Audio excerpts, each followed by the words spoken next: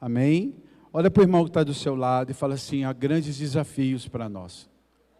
Amém? Uma coisa que eu já aprendi com Deus há muito tempo é que a igreja vive de desafios. Amém? A gente vive de desafios. E a igreja vive disso. A igreja vive da nossa disponibilidade, daquilo que o nosso coração se dispõe a abençoar. Amém? A igreja não é um comércio. A gente não tem algo que a gente venda para as pessoas comprarem. A gente não tem aqui, chega aqui e vende algo para você comprar. É diferente de um comércio, onde você faz uma promoção de uma coisa e as pessoas compram e você levanta um dinheiro. Não é. A gente vive da disponibilidade, do amor, daquilo que cada coração se dispõe a dar, aquilo que cada um entende em Deus em dar. E por isso é sempre um desafio para nós, né? É sempre um desafio para a gente dar. Mas louvado seja Deus, porque o Senhor toca no coração, né? E Deus sempre nos surpreende, né? Eu vinha com a Silvana no carro e a gente veio orando por isso, porque a gente tem agora o profetizando, nós vamos ter preletores, né? Vamos ter ministros de louvor aqui, vamos ter preletores, né? E nós temos o hábito de estar ofertando, abençoando a vida deles, né? Nós vamos ter que fazer uma sala de recepção. Então tudo tem gastos. Quando a gente faz um evento, né? Não é simplesmente, por mais simples que seja, a gente precisa entender que a igreja vai ter que ter, né, fundos para abençoar. Mas eu sei que o meu Deus suprirá em glória todas as nossas necessidades. Amém? Você crê nisso? Eu creio num Deus poderoso.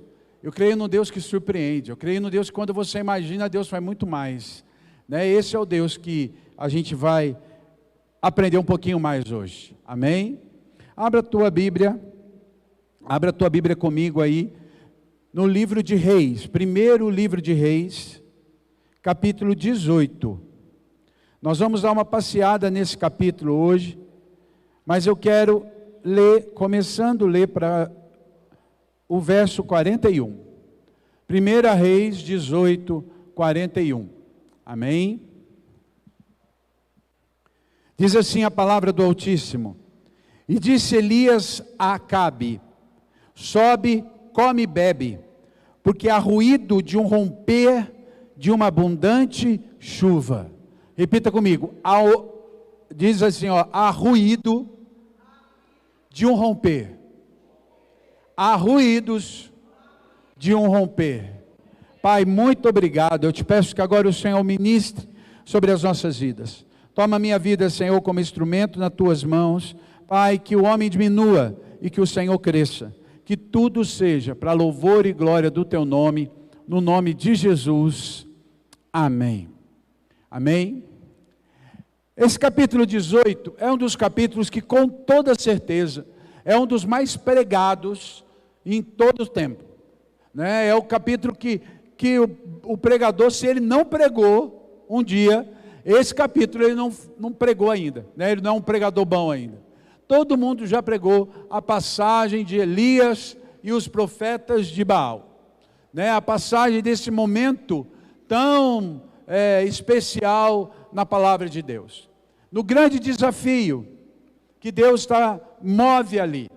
Qual é o desafio? Vou resumir, porque como eu já disse, é algo bem conhecido. Israel estava agora num período de 3 anos e meio de seca. 3 anos e meio, vivendo esse tempo de uma profunda idolatria.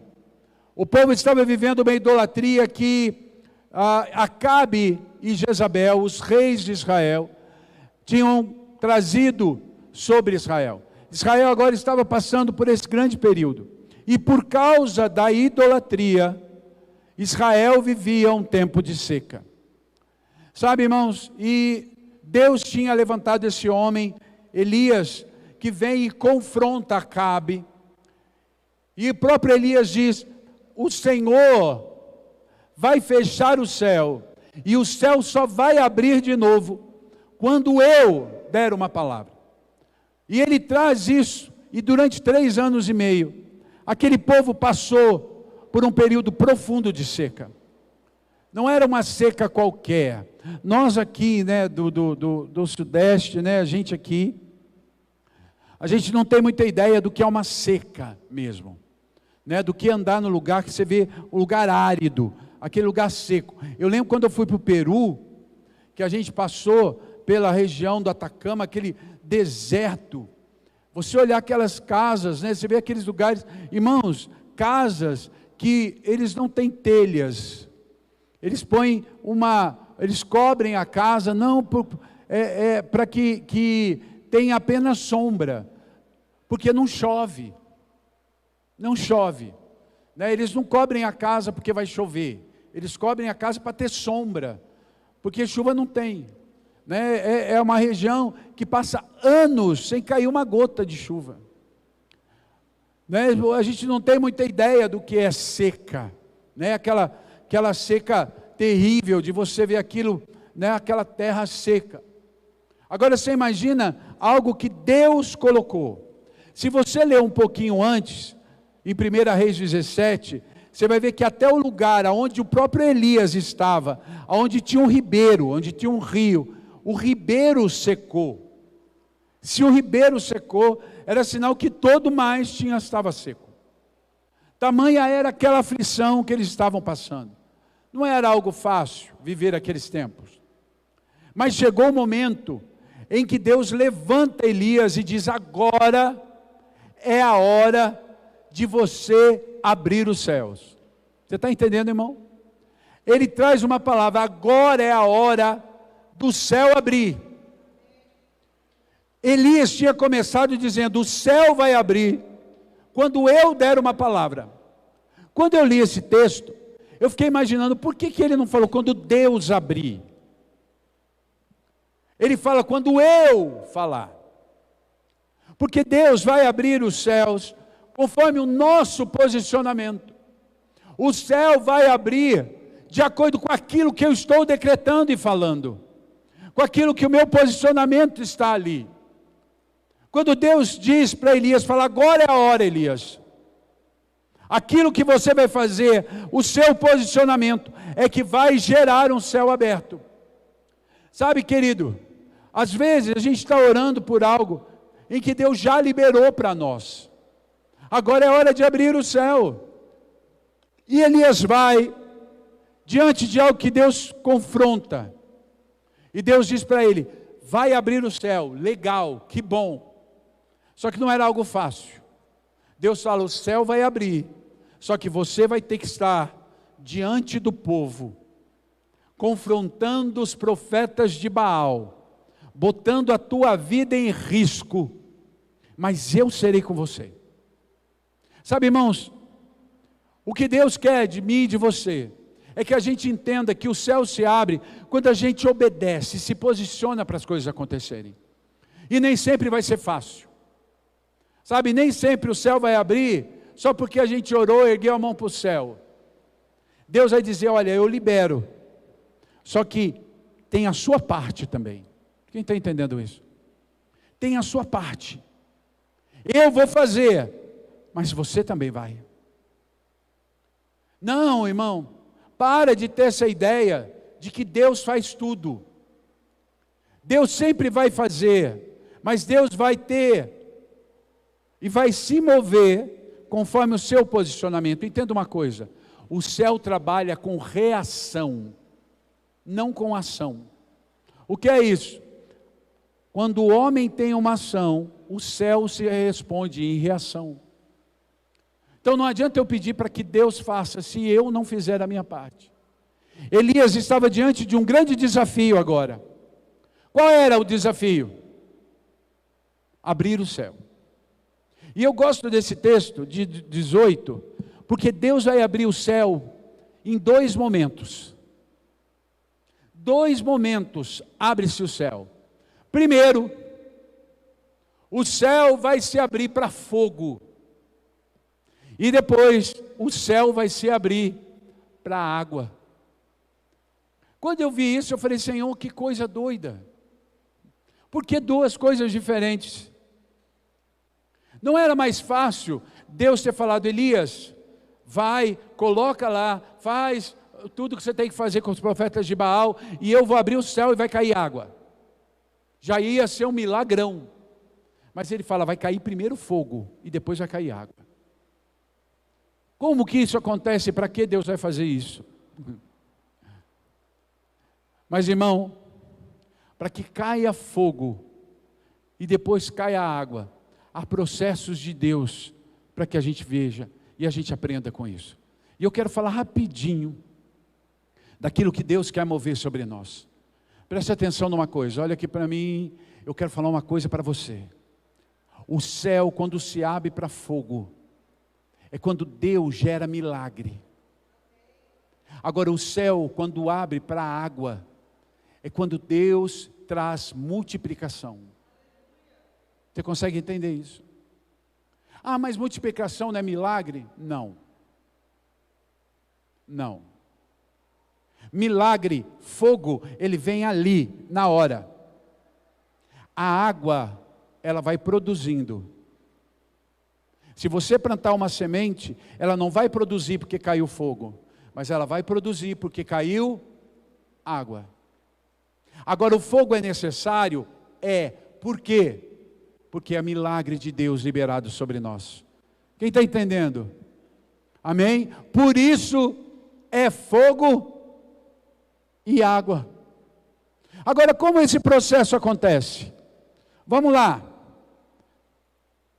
Verso 30 de Reis 18. Primeira coisa que você tem que fazer. Diz assim, verso 30. Então Elias disse a todo o povo: aproxime-se de mim. E todo o povo se aproximou dele. Elias restaurou o altar do Senhor que estava em ruínas.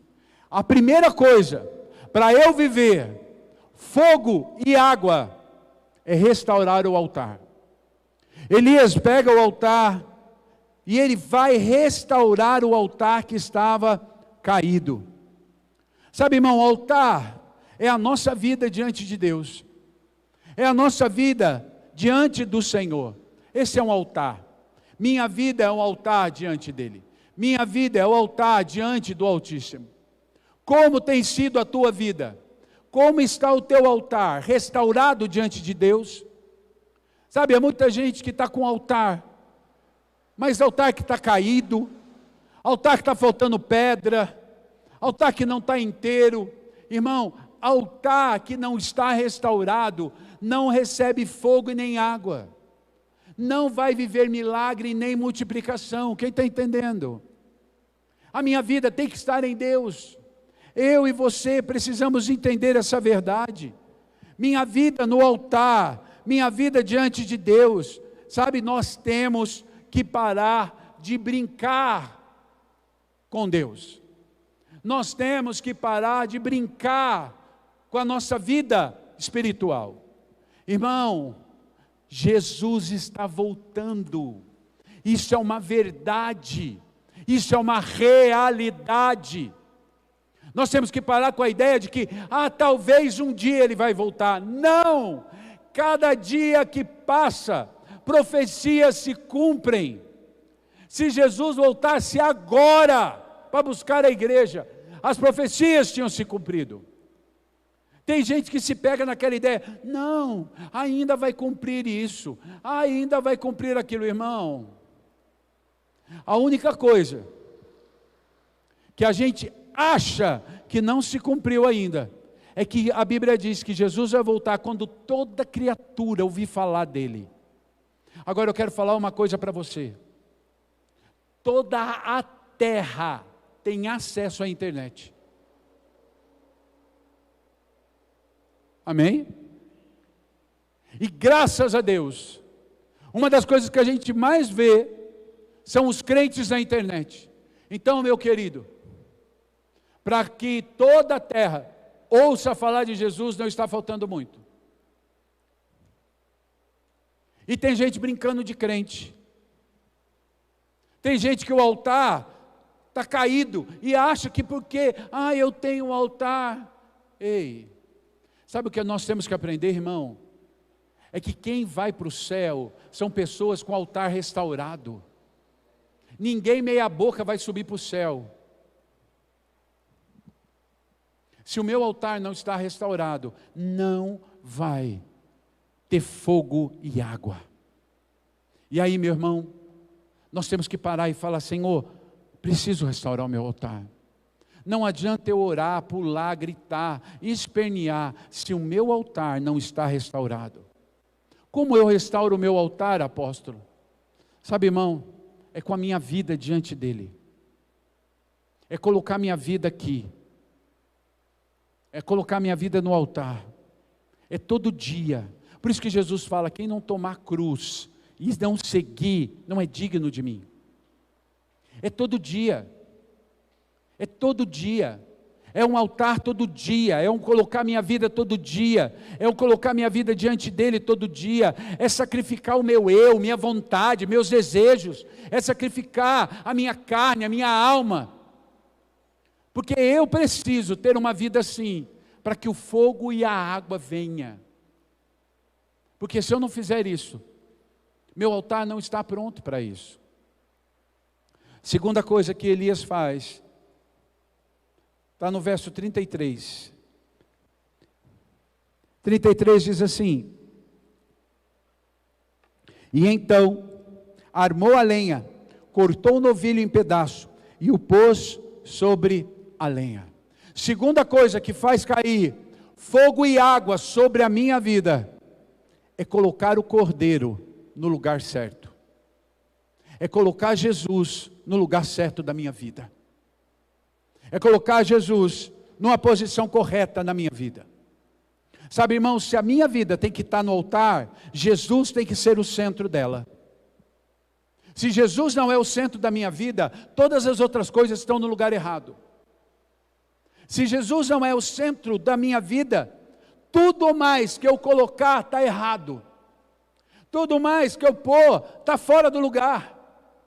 Jesus, ele tem que ser a prioridade em tudo para mim. O grande problema é que a gente às vezes acha que Deus só funciona da porta da igreja para dentro. Que Deus só existe da porta de dentro, da porta da igreja para dentro. Que quando eu saio da porta para fora, não tem problema. Deus não está vendo. Sabe, às vezes a gente acha que eu tenho que estar na igreja com aquela cara. Sabe, irmãos, às vezes eu vejo pessoas que mudam até a tonalidade da voz quando está na igreja. Que tem até aquela voz, né? Já viu aquela voz de filme? Aquela voz de filme, quando a voz de Deus no filme. Oh, aquela voz de fantasma, né? Tem gente que chega na igreja, paz do Senhor, irmão. Aquela voz, porque parece que está uma auréola assim na cabeça, uma envolto, né, em glória. Sai da porta daqui para fora. Meu irmão, tem ímpio que às vezes é mais santo do que o crente. Posturas, aonde Jesus é minha prioridade, onde Jesus é aquilo que vai fazer a diferença na minha vida, porque Ele é o centro da minha vida. Se eu quero viver fogo e água sobre mim, minha vida tem que estar diante dEle. Ele tem que ser a prioridade, o cordeiro no lugar certo. O cordeiro, ele não pode ser uma alternativa. Deus não pode ser uma escolha. Deus, ele tem que ser minha prioridade principal. Nós temos que entender uma coisa, queridos. Se Jesus não é o principal, teu emprego não vai bem, teu casamento não vai bem, seu trabalho não vai bem, seu negócio não vai bem, tudo que você fizer não vai bem. Aí, apóstolo, o senhor está profetizando? Não, eu estou te avisando. Eu estou te avisando, eu não preciso profetizar isso, porque isso é automático. Se Deus não está no centro da minha vida, tudo demais está fora do lugar. Então o cordeiro tem que estar ali. Se eu quero viver o fogo, que é o milagre, se eu quero viver a água, que é a multiplicação, se eu quero ver o céu romper, para eu viver essa porção, eu preciso ter Jesus como centro da minha vida. E é isso que o Senhor faz Elias fazer. Terceira coisa que eu aprendo, aí no verso 34 e 35, olha o que ele diz. E então, encham 4 cântaros com água, e derrame sobre o holocausto e sobre a lenha. E disse, faça isso outra vez. E eles fizeram. E disse mais, faça isso pela terceira vez. E eles fizeram pela terceira vez. O que ele pede aqui? Água. Sabe, irmãos, a coisa que aquele povo mais estava precisando era água. A coisa que eles mais estavam sofrendo era a falta de água. Por quê? 3 anos e meio de seca. Eu comecei a palavra dizendo, era uma seca tão profunda que os rios tinham secado. Água era o material mais precioso. Era a coisa mais, o ponto principal deles.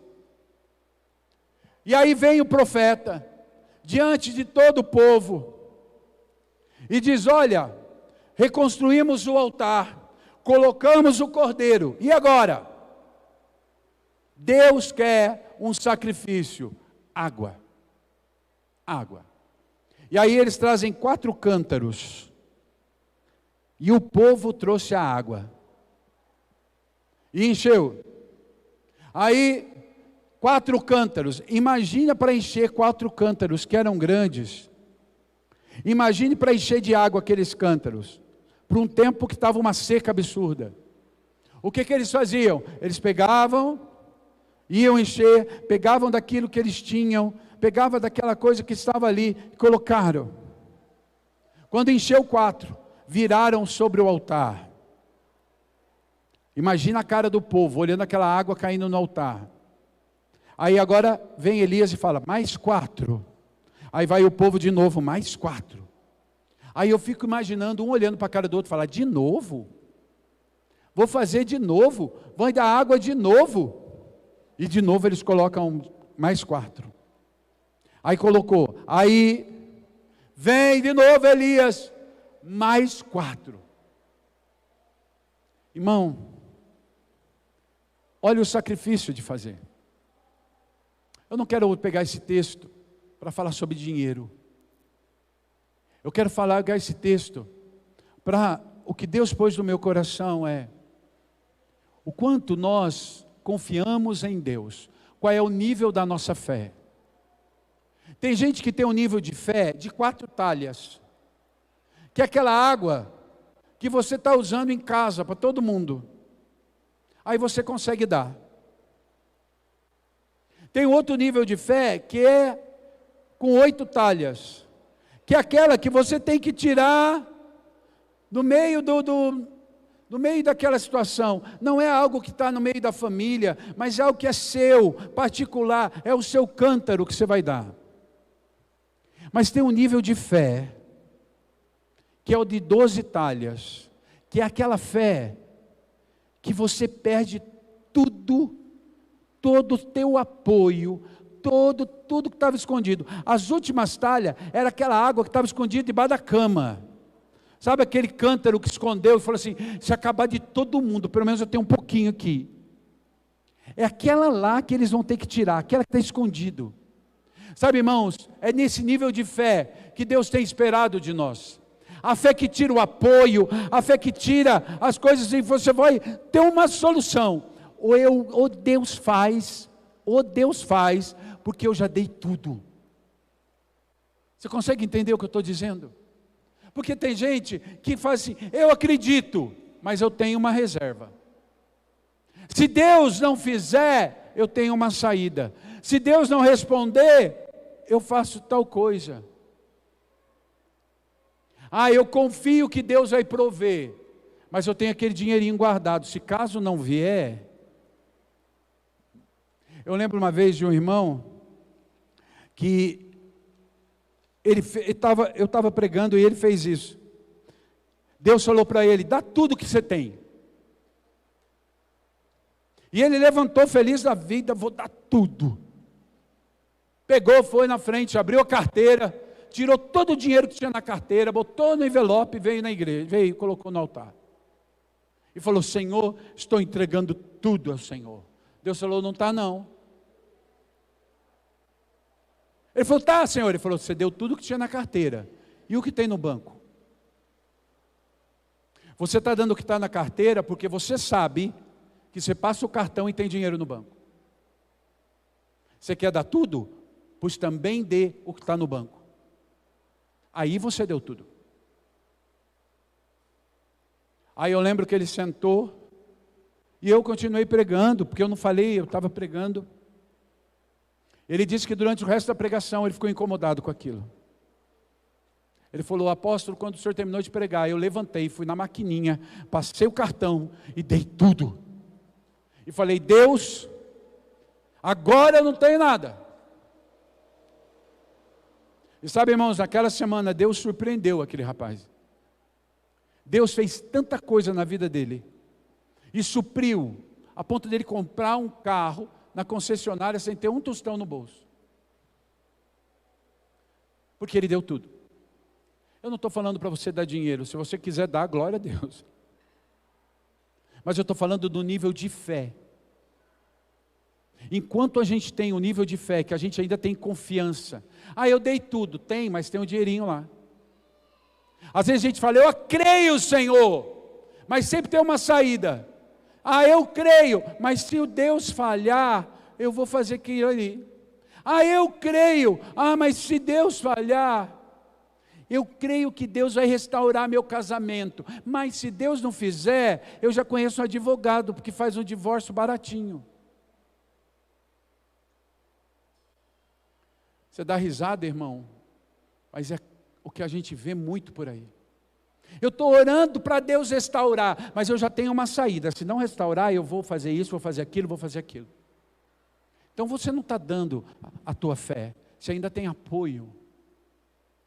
Sabe, irmãos, a gente tem que começar a crer e falar: Senhor, eu estou dando tudo, tudo, a minha fé está ali. Quando nós começamos a fazer isso, a entregar tudo, é quando o céu começa a se abrir sobre a nossa vida. Eu vejo muitas pessoas na igreja, nos lugares onde eu prego, que gostam muito de falar sobre fé, mas na hora que a situação aperta, a primeira coisa que faz é fugir da igreja. Porque não consegue fugir de Deus, então foge da igreja. Porque o nível de fé vai exigir de você um posicionamento. Deus não foi na casa de nenhum israelita buscar água, mas eles tiveram que trazer. Quando exige da gente a nossa disposição, muitas vezes a gente quer sair fora, porque eu tenho que dar o que eu tinha escondido. Tem que haver um desafio no meu coração e no teu coração. Tem que haver uma mudança dentro de nós, daquilo que Deus está fazendo. Quem está entendendo o que eu estou dizendo? 1 Reis 18, 39.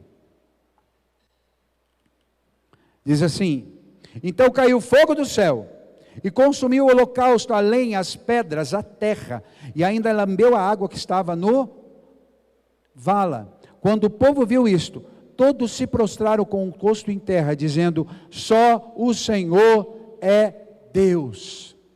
A quarta coisa que vai acontecer, para que venha fogo e venha água, é reconhecer que Deus é Deus sobre as nossas vidas. Sabe, irmãos, nós temos esquecido quem é Deus. A gente tem brincado com as coisas porque nós esquecemos quem é Deus. Às vezes a gente fala: Deus é amor. Verdade, mas Deus é juízo. Sabe, uma das coisas que as pessoas menos têm tido nesse tempo é temor a Deus. Temor a Deus. O que é ter temor? Ter medo. Porque Deus é aquele que pode te mandar para o inferno, e vai te mandar, se você não tiver temor.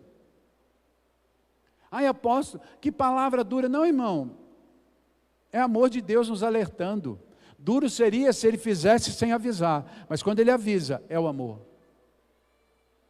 Quem é Deus? Aquele povo, quando viu cair o fogo do céu, eles se prostraram e disseram: só o Senhor é Deus, só o Senhor é Deus. Quem é Deus? Eu só quero falar de 3 coisas para você rapidinho. Deus é um Deus onipotente. O que é isso? Ele é todo poderoso. Nada, nem ninguém pode deter o poder de Deus.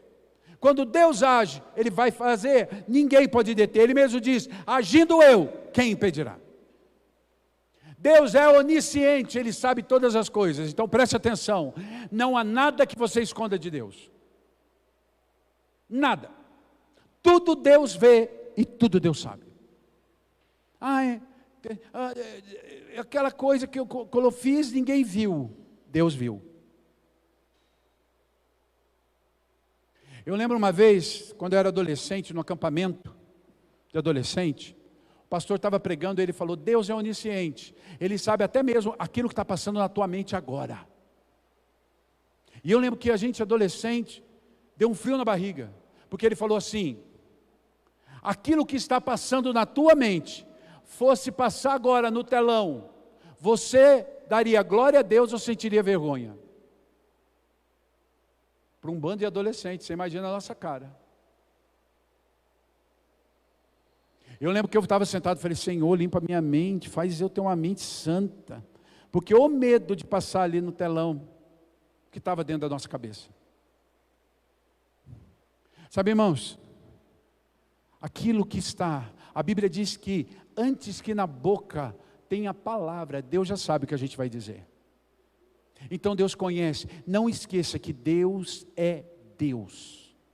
Ele é onipotente, Ele é onisciente e Ele é onipresente. O que é isso?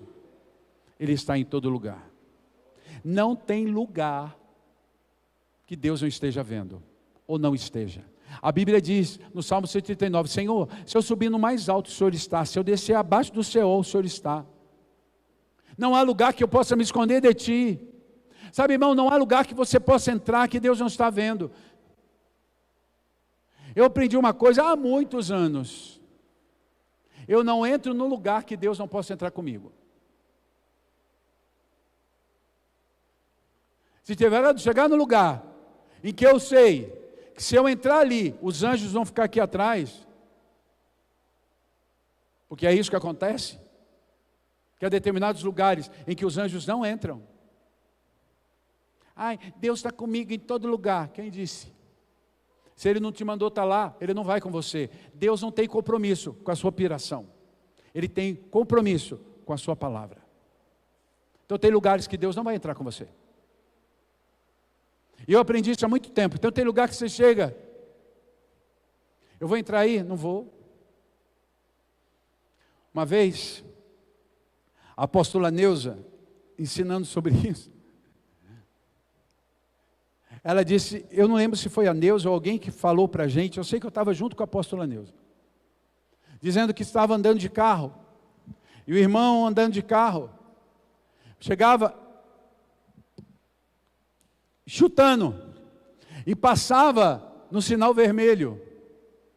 Quando chegava no sinal vermelho, os anjos ficavam parados no sinal, e o irmão passava com o carro. Quando o sinal abria, os anjos iam. Sabe o que Deus estava ensinando? Deus estava falando, eu não quebro princípios, eu vou até aqui. Dali para frente, é sua responsabilidade.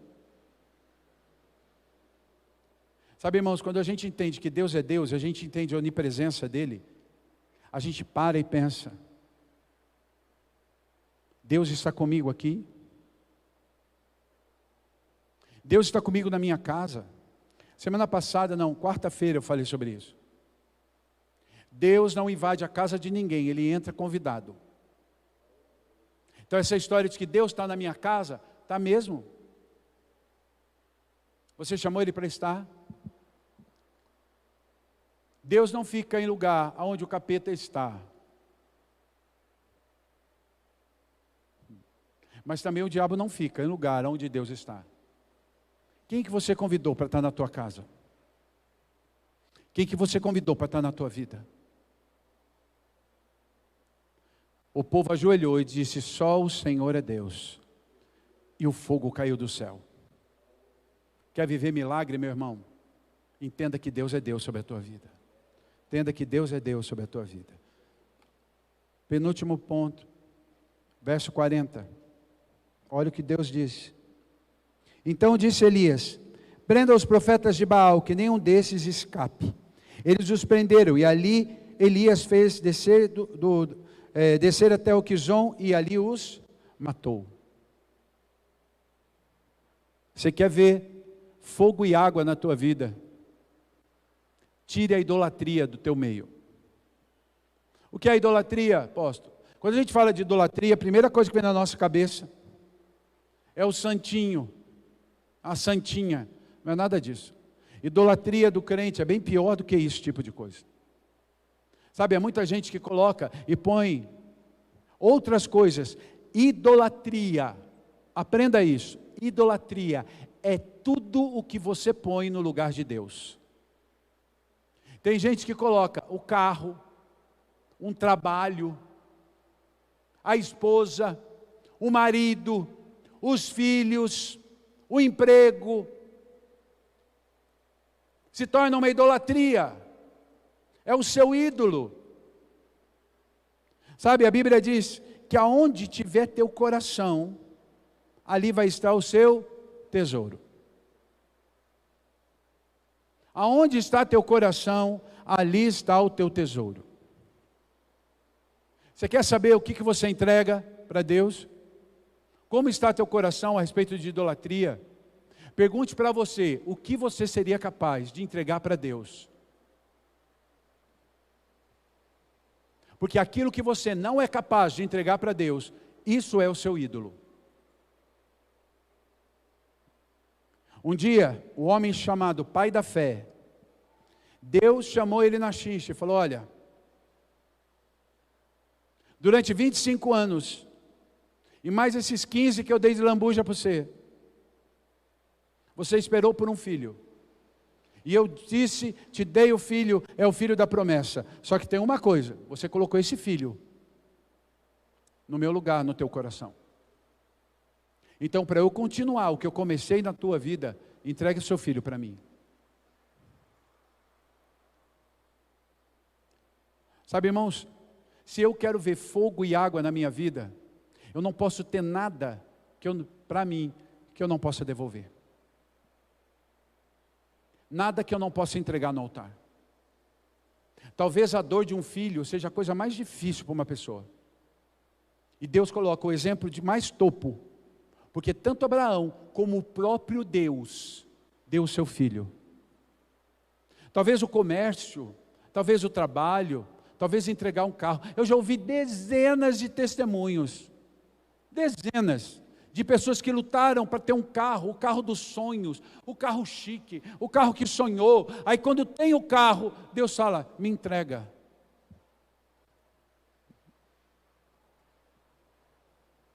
E a pessoa vai e entrega.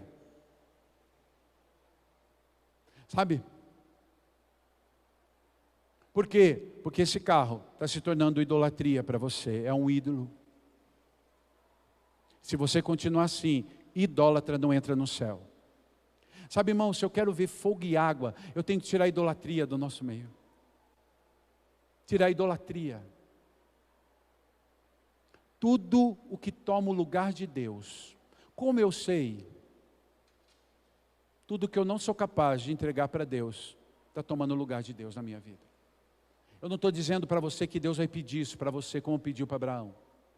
Mas eu estou dizendo para você que Ele está te alertando, que se isso não acontecer, idólatra não entra no céu. Se eu quero ver fogo e água na minha vida, eu tenho que entregar tudo para Ele. Tudo é teu, Senhor. Tudo é teu. Tudo é teu.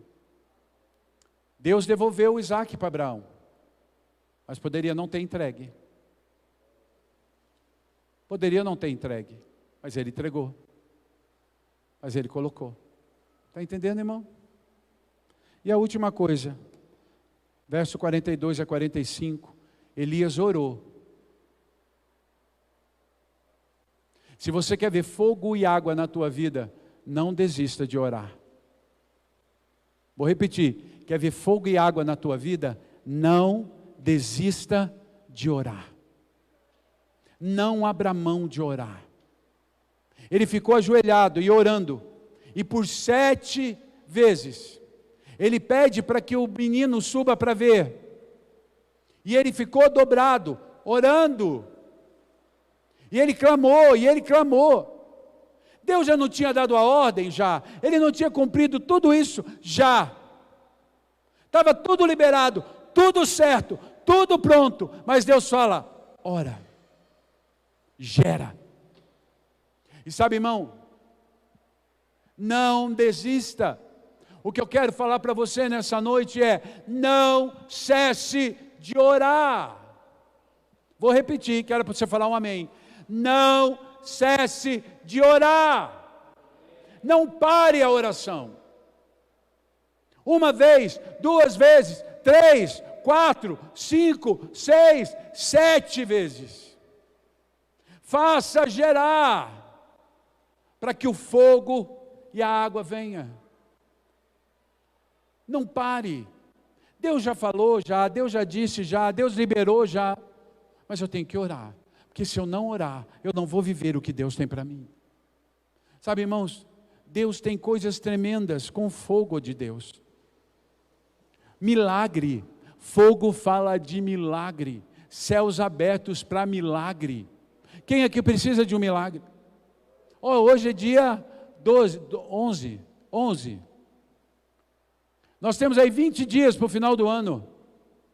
Quem crê que em 20 dias Deus pode mudar? Deus pode abrir portas, Deus pode gerar coisas, Deus pode transformar. Nesse ano do romper, fogo vai cair. Se você se posiciona, Deus pode te surpreender. Deus pode fazer. Eu creio num Deus que vai fazer. Eu tenho colocado metas diante de Deus. Senhor, essa é a meta. Eu quero terminar esse ano, Senhor, com isso. Eu quero terminar esse ano dizendo, olha, o Senhor cumpriu. Eu tenho orado, falado, Senhor, falta 20 dias. Ainda faltam algumas coisas para o Senhor fazer. Eu tenho feito a minha parte, Senhor, eu tenho restaurado, Senhor, eu tenho colocado o cordeiro, Senhor, eu tenho estado lá, tenho entendido que o Senhor está comigo em todo lugar, tenho entendido que o Senhor vê a minha mente, tenho entendido, Senhor Deus, que eu tenho que tirar toda a idolatria, Senhor, eu tenho entendido tudo isso, e eu tenho orado. Então eu chamo o Senhor no meio dessa guerra. Apóstolo, é pecado? Não, irmão, é bíblico. Se eu estou fazendo, eu chamo Deus para a resposta. Lembra da parábola da viúva que batia na porta? Eu tenho falado para Deus, Deus, eu tenho feito tudo isso, então, Pai, eu sei que eu posso clamar, e eu sei que eu posso entrar no céu. Se eu quero viver fogo, eu tenho que fazer assim. Agora, irmão, a água vai vir também, vai. O que é a água? Multiplicação. E eu quero terminar falando uma coisa para você. Não é só multiplicar dinheiro na minha mão, não é isso que eu estou dizendo. É a multiplicação da minha vida em Deus. De tudo que Deus tem para mim. Porque dinheiro, irmão, é somente uma coisa, bem pequena, que Deus pode fazer por mim. Porque eu posso ter todo o dinheiro do mundo e ser alguém doente. Eu posso ter todo o dinheiro do mundo e ser alguém infeliz. Então dinheiro é algo bom, é algo que a gente precisa, é algo que supre, é algo que muitas vezes dá até alegria. Mas sabe, irmão, não é tudo que eu quero viver com Deus. Eu quero que o Senhor traga a multiplicação da paz. Da paz. Quero que Deus traga na minha vida a multiplicação da alegria. Quero que Deus traga a multiplicação na minha vida da minha fidelidade. Quero que Deus traga a multiplicação da minha vida da presença dEle em mim. Eu quero que Deus multiplique, eu quero que a chuva venha sobre a minha vida para fazer abundar em tudo, não só em dinheiro. Se a nossa vida é resumida em dinheiro, Paulo dizia o seguinte: se a tua vida é resumida somente às coisas naturais, quão miserável você é. A minha vida, ela tem que ser multiplicada, tem que haver chuva todo dia. Chuva todo dia. Chuva. Senhor, multiplica. Multiplica. De vez em quando vai ter fogo, glória a Deus. De vez em quando tem milagre, glória a Deus. Mas a chuva tem que ter todo dia. Chuva tem que ter todo dia. Se você quer abrir os céus, reconstrua o teu altar. Se você quer abrir os céus, coloque Jesus no centro da tua vida. Se você quer abrir os céus, coloque a tua fé, a mais profunda, aquela fé de uma dependência total. Se você quer ver os céus abertos sobre a tua vida, entenda que Deus é Deus sobre você. Você quer viver o céu sobre a tua vida, tire toda a idolatria. Se você quer viver o céu na tua vida, ore sem cessar até a resposta chegar. Se nós vivemos isso, fogo e água vão cair sobre nós. E Deus tem os céus abertos sobre a nossa vida. Quem crê nisso? Amém? Amém? Olha para o irmão e diz para ele: vai cair fogo e água em você. Fala para ele. Fala, vira para o irmão e diga: vai cair fogo e água sobre você. Tem 20 dias para que isso aconteça. Amém? Quem aqui crê que antes do profetizando da semana que vem, você vai chegar aqui para contar testemunho que fogo e água caiu? Quem crê que essa semana você vai escrever no grupo da igreja: apóstolo, começou a cair fogo, apóstolo, começou a cair água? Quem crê? Eu creio, porque Deus é assim. Quando Ele libera uma palavra e você crê, Ele tem prazer em executar. Quem crê na palavra que está sendo liberada hoje? Então, se você crê, fique em pé para nós orarmos.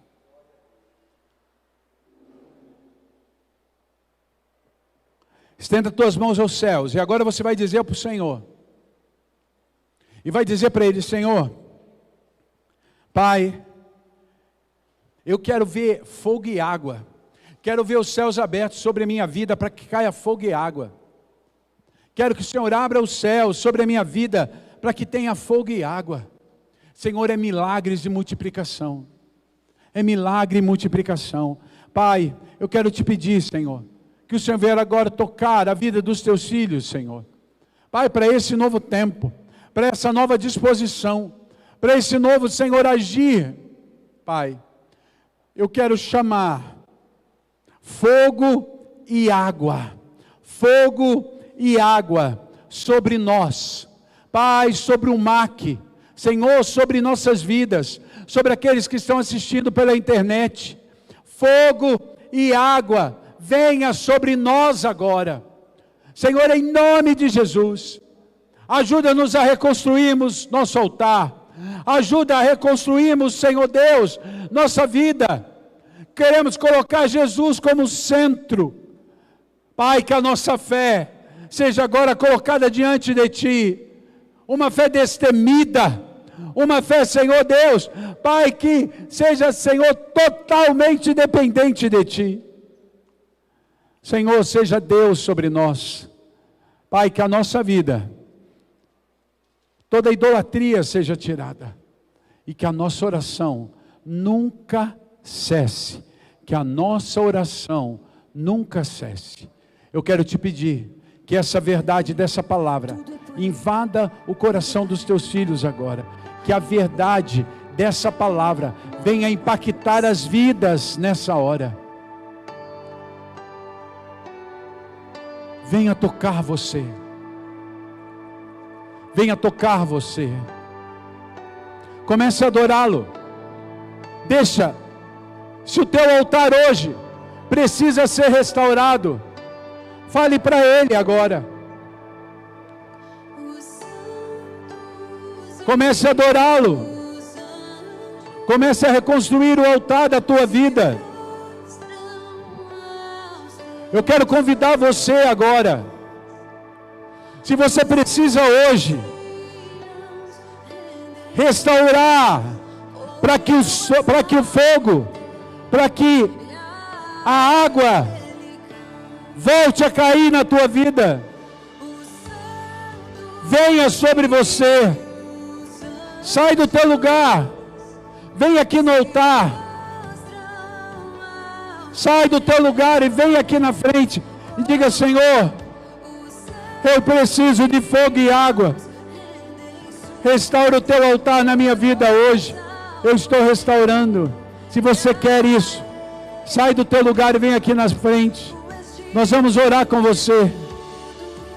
Nós vamos orar com você. Oh!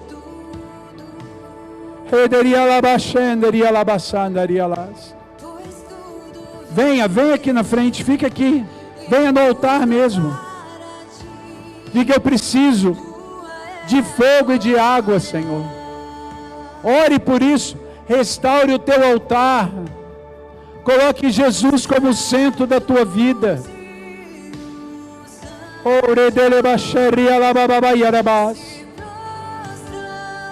Digno de tudo Ele é.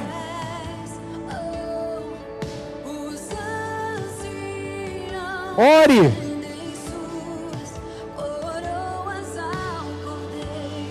Aleluia. Coloque tua vida, coloque tua vida.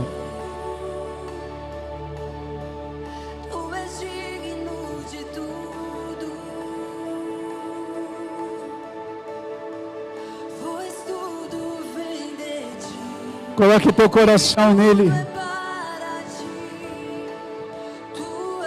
Senhor, enche tuas filhas, Pai. Enche, ó Deus.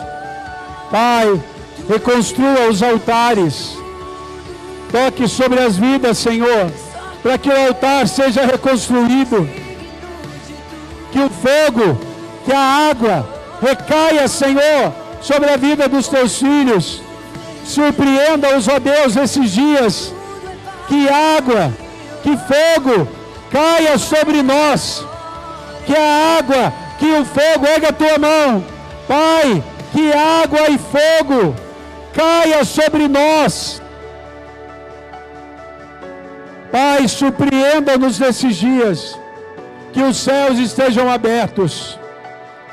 Visita-nos, ó Deus, com esse poder, com essa graça, com essa glória, Pai. Senhor, eu te peço que a nossa vida esteja diante de Ti, nosso coração diante do Senhor, em nome de Jesus. Oh! Adore a Ele.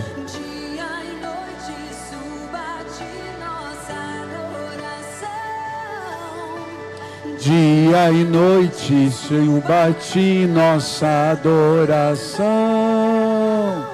Dia e noite suba-te nossa adoração.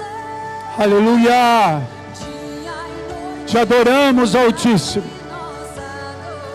Fogo, fogo, água, água. Rompe os céus.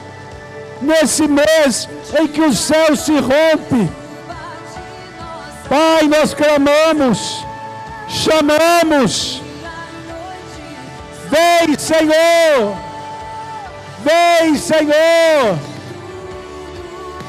oh, abra os céus, abra os céus, abra os céus, chamamos para essa verdade. Oh, Altíssimo Deus,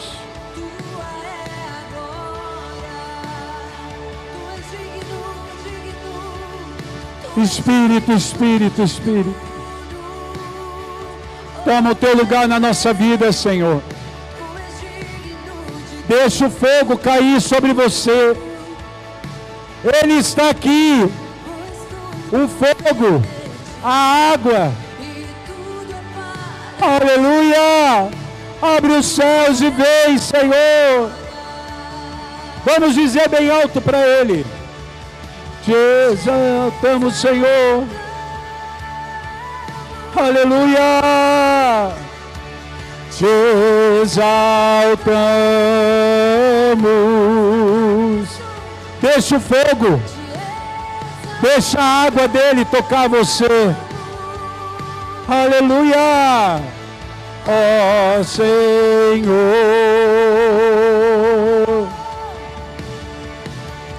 te exaltamos.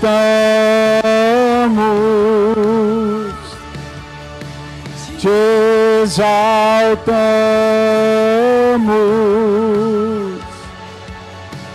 te exaltamos,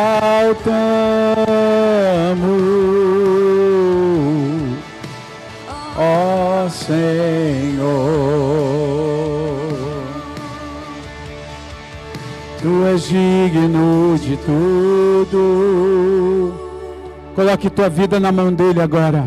Tu és digno de tudo. Senhor, eu profetizo que essa semana fogo e chuva virá sobre nós. Fogo e água tocará a nossa casa. Fogo e água tocará as nossas vidas. Haverá milagre, haverá multiplicação. O Senhor vai nos surpreender. O Senhor vai nos surpreender. O Senhor vai tocar a tua vida. O Senhor vai nos tocar. Haverá milagre sobre a casa dele, sobre o MAC, sobre cada família, sobre cada pessoa, porque tudo é dele. Tua é a glória. Glória a Deus. Aleluia. Aleluia. Que o Senhor te abençoe, que o Senhor te guarde. Que o Senhor resplandeça o teu rosto sobre ti e tenha misericórdia de ti. Que o Senhor sobre ti resplandeça o seu rosto e vos dê a paz.